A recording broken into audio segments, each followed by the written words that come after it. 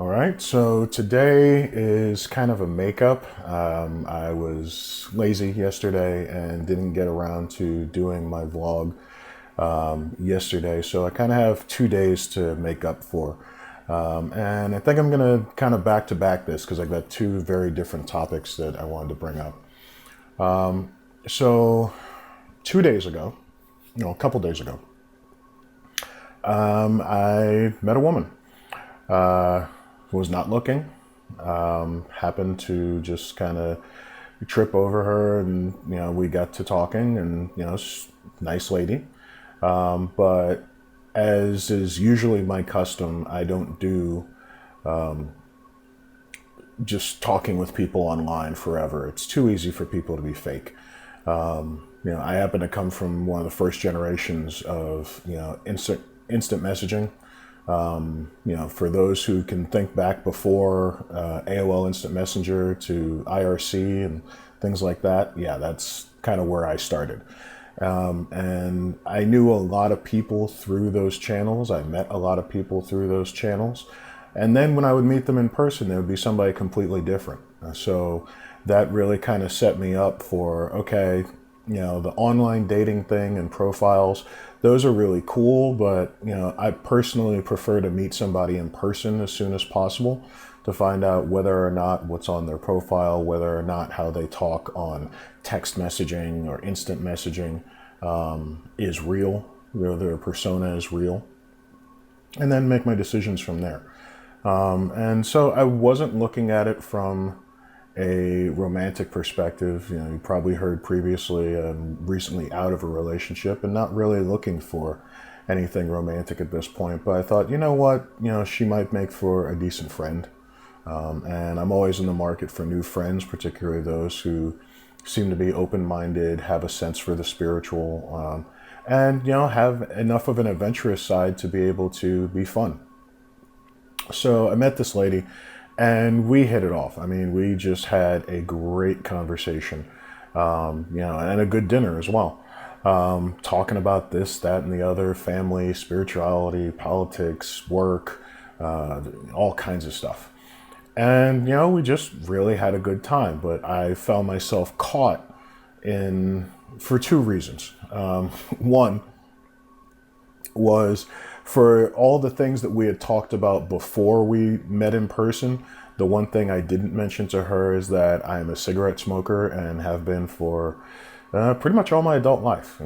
Picked it up from my parents, and with one exception of trying to quit and having succeeded for almost 8 months. With that exception, I've been a cigarette smoker pretty much all of my life. And she was none too thrilled about that. She's never been a smoker, never really dated smokers. But, I could tell that we had hit it off in a number of other ways. So I said, you know what?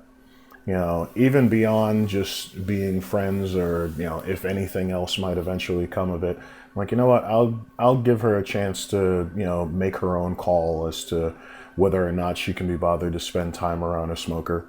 Whether or not, we hit it off well enough to make the investment in friendship or otherwise.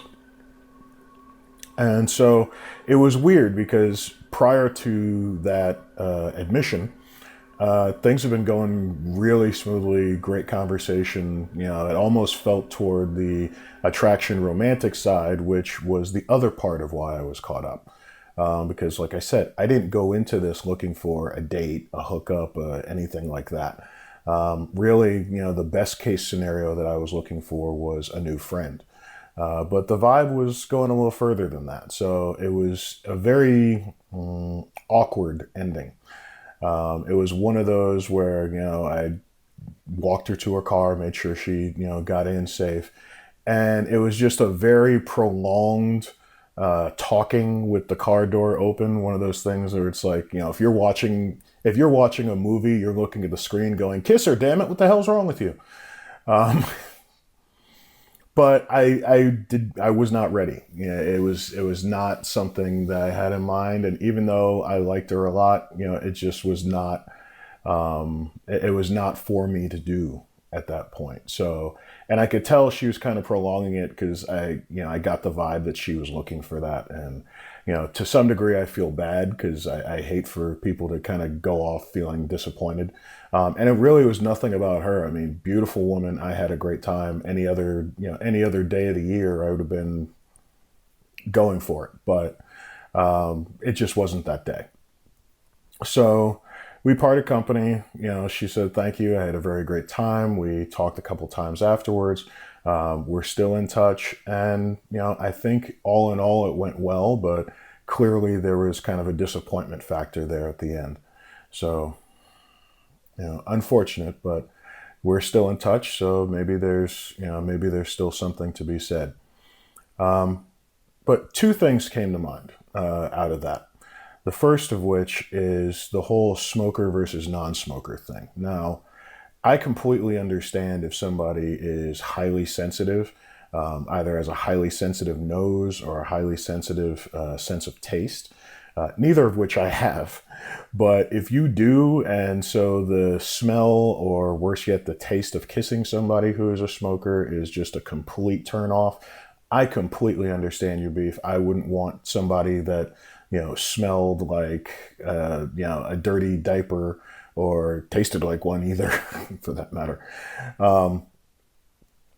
But I'll say this: if you're not in one of those two groups, what is the aversion to someone who happens to be a cigarette smoker? And it's just an open question.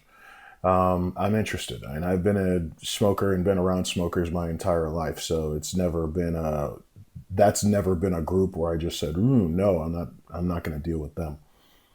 But a second thought came to mind afterwards, and this is literally just came to me in the last probably half hour, which is, so for all the talk of receiving messaging from the foods you eat, receiving messaging from a plant-based diet, being in nature, consuming things in their raw, I would like to pose a question to the spiritual New Age group.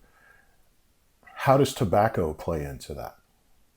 And the reason I ask is all of the regions of the world, North America, South America, the Middle East, and Eastern Europe, where tobacco grows natively, it's been a part of every culture and every spiritual practice throughout their history. To these days, it still is. The sacramental and ceremonial burning of different tobaccos, as well as the social aspects of smoking tobacco, whether it be a hookah bar or some other form, still exists to this day. And my question is, what form of messaging, what form of downloading of the divine consciousness might be tied to smoking tobacco or smoking any other natural substance? And I won't go into any particulars. But just wanted to kind of ask that question because it's interesting, having been a smoker pretty much all of my life, and been around smokers, I can notice a very distinct difference in the level of open-mindedness, the level of discussion, as well as the levels of spirituality and opening to question that I've seen between smokers and non-smokers. And I'm curious to get your thoughts on it as well. I don't have the answers, just asking the questions and trying to see where things go from here. Thanks, everyone. Have a great day. The journey continues. Bye.